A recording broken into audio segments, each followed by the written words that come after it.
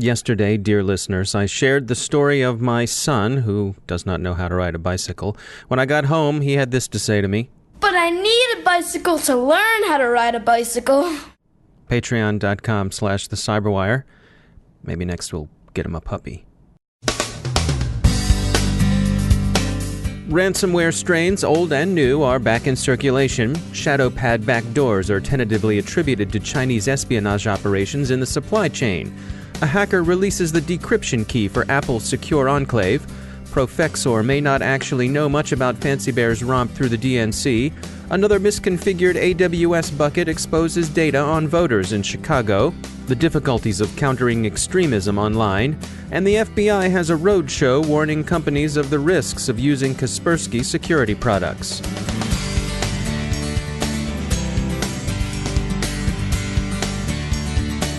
We've got a quick note from our sponsor, E8 Security. We've all heard a lot about artificial intelligence and machine learning. Those of us of a certain age remember when Skynet achieved self-awareness and sent the Terminator back to take care of business. But that's science fiction. The artificial intelligence and machine learning that E8 is talking about isn't science fiction at all, and it's here today. E8's white paper, available at e8security.com/cyberwire, can guide you through the big picture of these still emerging but already proven technologies. We all need to turn data into understanding and information into meaning. AI and machine learning can help you do that. See what they can do for you at e8security.com/cyberwire. And we thank E8 for sponsoring our show.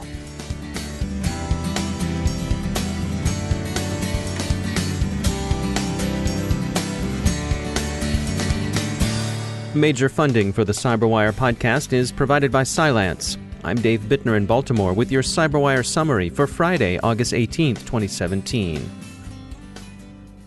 Ransomware, old and new, rampant and defeated, is back in the news at week's end.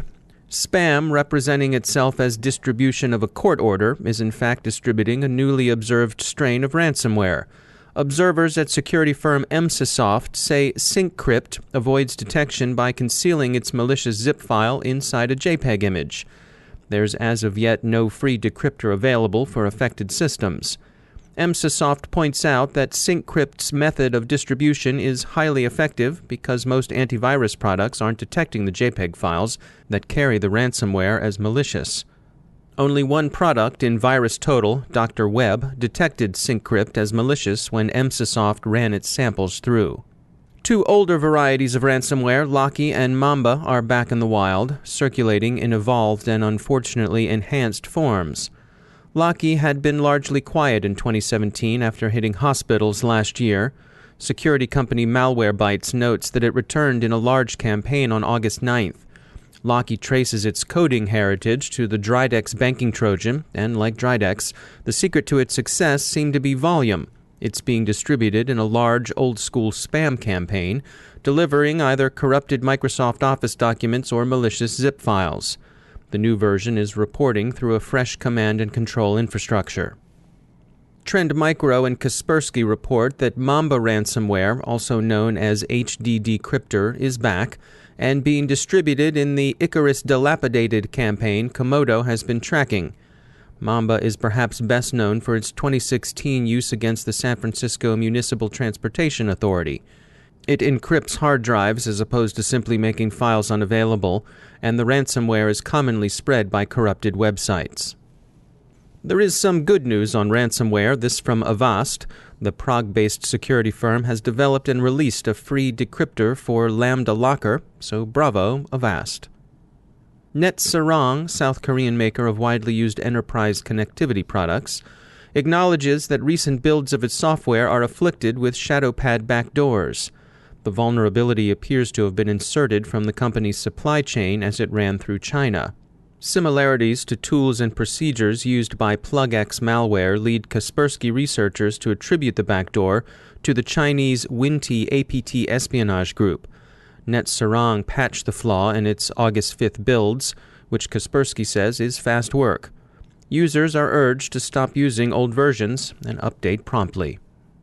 In other patching news, Cisco has fixed two serious bugs in its application policy infrastructure controller, and Drupal addresses access bypass issues in its CMS software. Beyond Security has disclosed a proof-of-concept Chrome exploit. Google will not patch older affected versions of Chrome, instead advising users to move to the current version. A hacker going by Zerub has published the decryption key for Apple's Secure Enclave processor firmware. The Secure Enclave coprocessor within iOS handles cryptography for data protection key management. Mostly, it processes Touch ID, unlocks the phone with the user's fingerprint, and approves purchases the fingerprint sensor authorizes. Apple says user data isn't at risk, but the leak will give the curious, whether well or ill-intentioned, opportunities to explore the software. In election hacking and influence operations news, Profexor, the Ukrainian hacker talking to Ukrainian authorities and the U.S. FBI about Fancy Bear's operations against the DNC during the last U.S. election cycle, may not have any particular insight to offer after all. The PAS tool he's associated with probably wasn't involved, according to experts, and it was not mentioned in the Grisly Step report cited by the New York Times. CrowdStrike, the security firm retained by the DNC to fix its security issues, told Krebs on Security that it did not find evidence of PAS in the DNC's servers. And the Grisly Step report is itself now regarded as problematic, more a compendium of behavior observed by various Russian threat actors than a study of election hacking.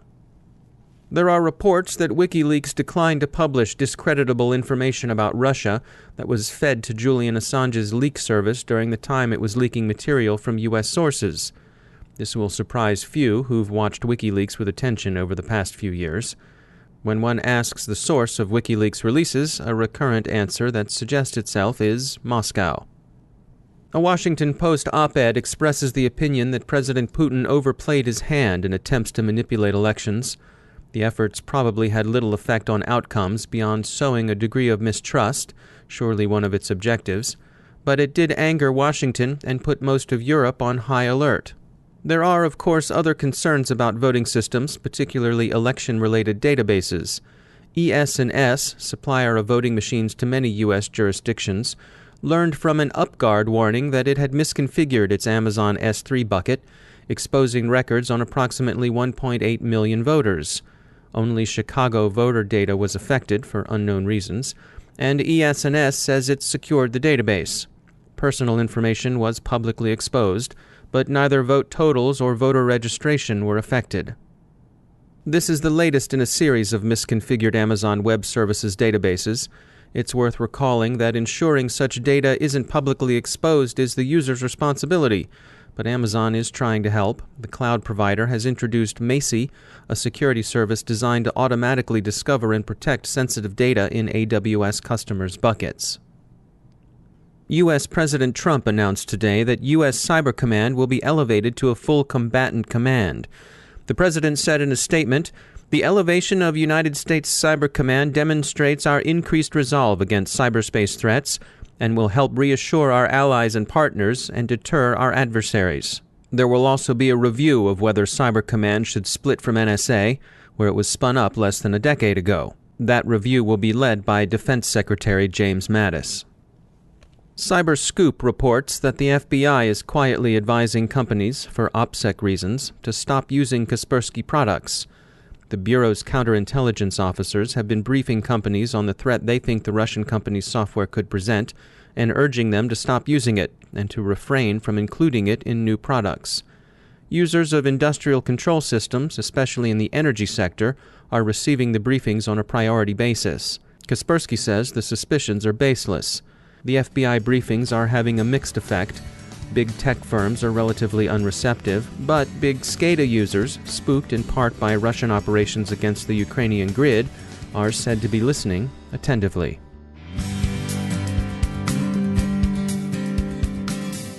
Now I'd like to tell you about an upcoming webinar from our sponsor Delta Risk. With threats to the healthcare industry at an all-time high, IT and information security professionals in hospitals, healthcare provider firms, and insurance firms have more concerns than ever about patient data and business continuity. In the 45-minute webinar, Preparing for Cyber Risks to Healthcare Operations, Be Ready, Not Sorry, Experts from Stanford Children's Health, Delta Risk, and Hunsinger Management Group will discuss essential elements of how to respond to a cyber attack and properly prepare a business continuity plan. Save the date for August 23rd at 1 p.m. Eastern Time by visiting deltarisk.com/resources/webinars. Delta Risk LLC, a Chertoff Group company, is a global provider of cybersecurity services to commercial and government clients. Learn more about Delta Risk by visiting deltarisk.com and reserve your seat for this interactive discussion. And we thank Delta Risk for sponsoring our show.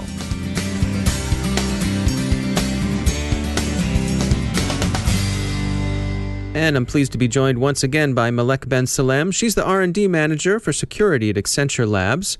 Malek, welcome back. You wanted to take us through today a cloud security maturity model. What do we need to know about that? So we know that organizations are continuously moving operations to the public cloud, but as they do so, they need to protect their sensitive workloads.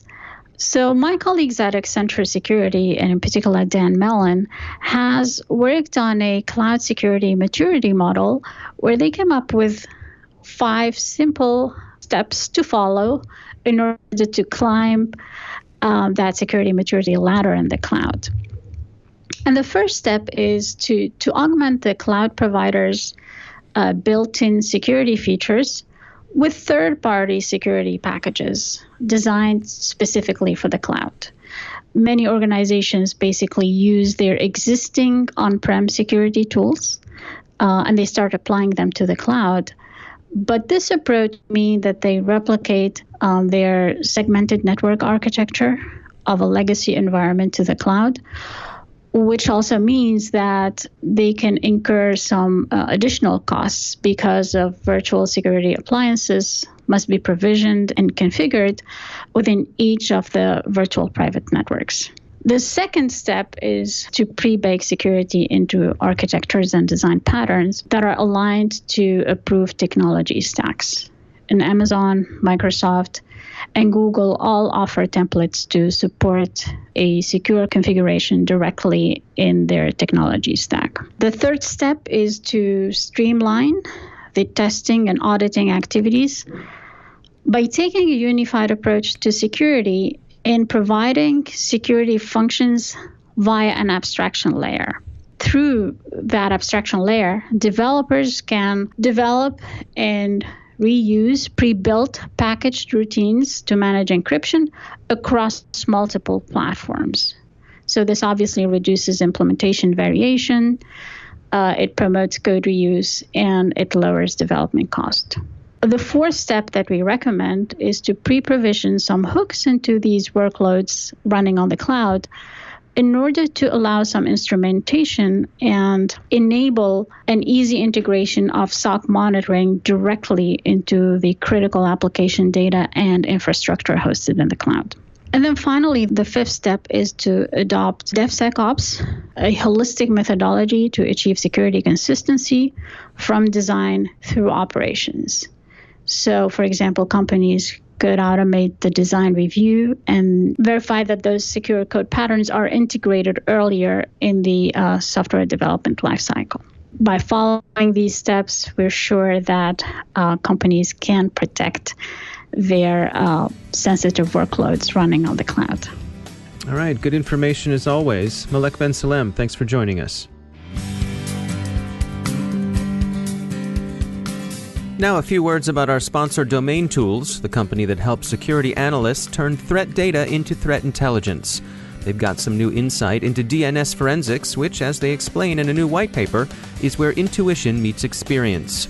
Their integration of human and machine intelligence brings into high relief the footprints intruders into your networks leave behind. Go to domaintools.com/cyberwire to learn more.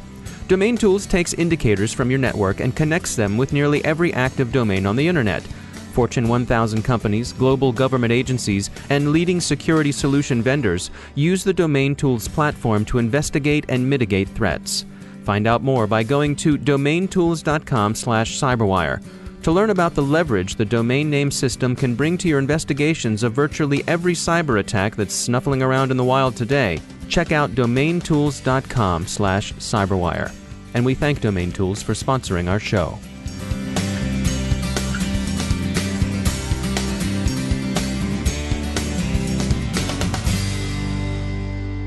My guest today is Joseph Carson. He's the chief security scientist at Thycotic, a cybersecurity company focused on protecting privileged accounts and providing enterprise password management, among other services. Our conversation centers on phishing, specifically how phishing campaigns have grown more sophisticated in the age of online personal information.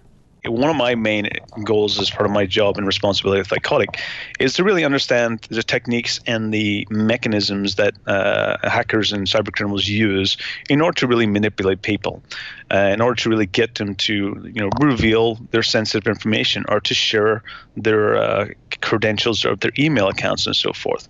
So earlier this year, me and the team, we decided to conduct some sample research into some public available information that would allow us to run a really effective campaign. And what you really look for is do you have the possibility of gathering the actual email templates, authentic templates that are actually sent to people? Can you capture those, and can you actually create and manipulate them in such a way that it really looks like it's coming from that source or trusted organization? So one that we did, which was basically we looked at something that was time sensitive and something that people hate and something that people are willing to do to share their information or to click on that link or to enter their credentials or transfer money. That's time sensitive, authentic looking, and they don't want to wait because it has some elements that means that penalty is greater. And one that we decided to run, which was a vehicle speeding ticket campaign. So of course, with things like speeding tickets, you look at what times the office location for actually calling in for inquiries is available. So you find out that the office times are Monday to Friday, 9 to 5. So the most effective time and the longest window of opportunity you have is after 5 p.m. on Friday, because the next available time that you can call back in to inquire about any type of complaint is on the Monday morning. You target your schedule to go out at 5:30 p.m. on a Friday evening. Many templates are available of those speeding tickets, so you can go and look for those templates and gather them from authentic received speeding tickets, and then reuse that template to create your own authentic, and of course spoofing the email and the domain that those campaigns of phishing emails are coming from. And the next thing that you really look into is that a lot of people have shared personal information. So if you're targeting a specific company, and some countries, it's actually the vehicle information is available. The type of make and model of people's cars are available online. A lot of them are due to, of course, selling and buying for checking for insurance claims or crashes and so forth of the vehicles. So a lot of that information is available that you can go and gather information about the car model, license plate, and registration details of vehicles, etc. And also, a lot of people have shared things like their home addresses. So now, with all of that information available, what you can now do is intelligently collect that all information, automate it in such a way that it pre-populates these templates with the person's first and last name, their home address, their telephone number, their vehicle information. And then the street in which, of course, close to their home is where the speeding ticket was issued. And then, of course, being time sensitive, what's great about these types of campaigns is that when you make it time sensitive, that you say that, okay, if you pay within the next 24 hours or you go in and fill in this information, if you don't do that within 24 hours, then the penalty increases. So Saturday, it doubles. By Sunday, it triples. So the last thing you want to do is wait till Monday to basically challenge the actual ticket, because the information is so authentic, the source is so trusted that you don't want to wait because the penalty gets greater and greater. And this particular campaign, when we ran it, we actually had close to 100% success rate because of the time sensitivity. People are willing to sacrifice clicking, downloading, giving up their information in order to, rather than actually have that type of penalty or legal issue when it comes to Monday. Now, the interesting thing was that there was a few did not, we weren't successful of gaining the information. And it was quite interesting that those who finished work on Friday at 5 p.m. and didn't read their emails until Monday morning. They were the ones that didn't work on the weekend were the ones that were able to avoid us actually compromising and gaining access. And the only real ways that organizations can really ensure authenticity is when they get into making sure that their emails are signed of authentic signatures, and that you can check the trust of those.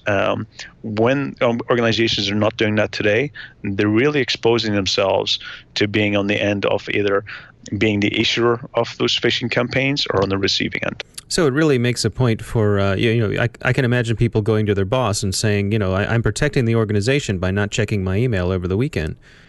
Yeah, absolutely. And so what happens next when people fall for these sorts of things, even in a situation like yours where you're really trying to discover the vulnerabilities within a company? Is this a matter of training your employees? Is there a technical fix for this? Absolutely. There's multiple methods. A lot of the things we end up identifying is that the awareness and education and cyber hygiene of employees is important. Also, the technical security controls you can put in place in order to minimize the risk as well. Things about having multi-factor authentication is another important area. Making sure that the systems on those machines are up to date and have the latest trusted sources, so that when you do enter a spoofed email in, or the URL of the website you're going to is not the authentic one of the company, that you can actually detect those types of things. So a lot of different techniques can be put in place, but it's really about protecting the identity of that employee, making sure they're aware of the responsibilities, and making sure that they can identify potential risks, and then providing technology that really helps provide that balance between security, identifying, challenging the user to do multi-factor authentication. So even if we were to compromise those credentials that the user gave us, we would not be able to use them because of multi-factor authentication would be in place. So really making it much more difficult, and also making the awareness of the employee as best as you can. That's Joseph Carson from Thycotic. There's an extended version of this interview available to our Patreon subscribers. You can find out more at patreon.com/thecyberwire. And that's the Cyberwire. Thanks to all of our sponsors who make the Cyberwire possible, especially to our sustaining sponsor, Cylance. To find out how Cylance can help protect you using artificial intelligence, visit Cylance.com. The Cyberwire podcast is produced by Pratt Street Media. Our editor is John Petrick. Social media editor is Jennifer Iben. Technical editor is Chris Russell. Executive editor is Peter Kilpie. And I'm Dave Bittner. Thanks for listening.